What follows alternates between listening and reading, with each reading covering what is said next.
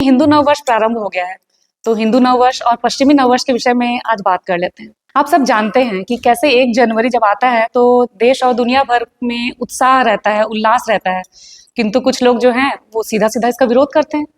इसकी जगह हिंदू नववर्ष मनाने की बात करते हैं। तो क्यों ना इस पर ही आज बात कर ली जाए कि अंतर कहाँ पस है और कैसे शुरुआत हुई इसकी। इसके कुछ बिंदु हैं: इतिहास, भूगोल, जलवायु, कृषि और धर्म। अब बात करें दोनों के इतिहास की, तो पश्चिमी नववर्ष जिस कैलेंडर के हिसाब से मनाया जाता है उसे ग्रेगोरियन कैलेंडर कहते हैं। इसकी शुरुआत क्योंकि 1582 में हुई थी, जिसके संस्थापक थे पोप ग्रेगरी। वहीं बात करें हिंदू नववर्ष की, जिसे नव संवत्सर भी कहा जाता है, तो यह चैत्र मास की शुक्ल प्रतिपदा को शुरू होती है, जो विक्रम संवत का प्रतीक है। इसकी स्थापना 57 ईसा पूर्व उज्जैन के महान शासक सम्राट विक्रमादित्य ने शकों पर विजय प्राप्त करके करी थी। अगर हम बात करें दोनों नववर्षों की और उनका गणनाओं का आधार क्या था, तो पश्चिमी नववर्ष सूर्य की गणना पर आधारित है, वहीं हिंदी नववर्ष जो है वह सूर्य और चंद्रमा को इक्वली शामिल करके गणना करके उसके आधार पर किया जाता है। एकादशी जो 15 दिनों में आती है, इसी का प्रतीक है।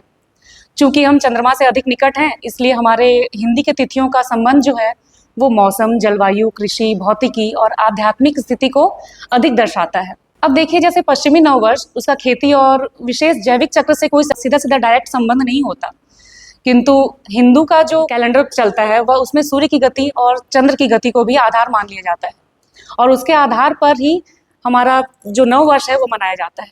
यह वसंत ऋतु के मध्य आता है, जहाँ पश्चिमी नववर्ष के दौरान भारत में सर्दी होती है, शरीर का तापमान कम होने से ऊर्जा में भी कमी पाई जाती है और प्रकृति में एक किस्म की निष्क्रियता का अनुभव किया जाता है। वहीं पर हिंदी नववर्ष शरीर में नई ऊर्जा का संचार करता है, वृक्षों में नए पत्तों का आगमन होता है, हार्मोनल स्तर भी आप देखेंगे तो सकारात्मक ही होती है। जहाँ पश्चिमी नववर्ष का खेती बाड़ी से कोई खास संबंध नहीं होता, वहीं हिंदी नववर्ष जो है वहाँ आप देखेंगे कि रबी की फसल पकने का समय होता है।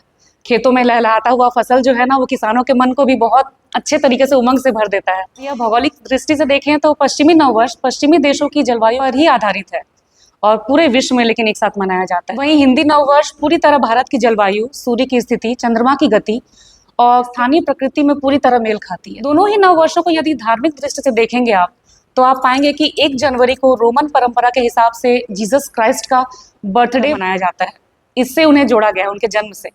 वहीं भारत में इसे ब्रह्मा द्वारा सृष्टि के सृजन से जोड़ करके देखा जाता है।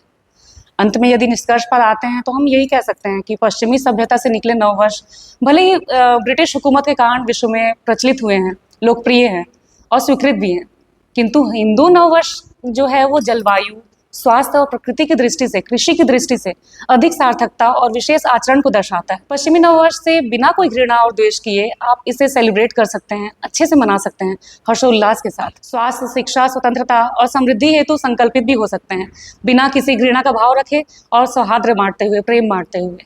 इसी के साथ हरिओम।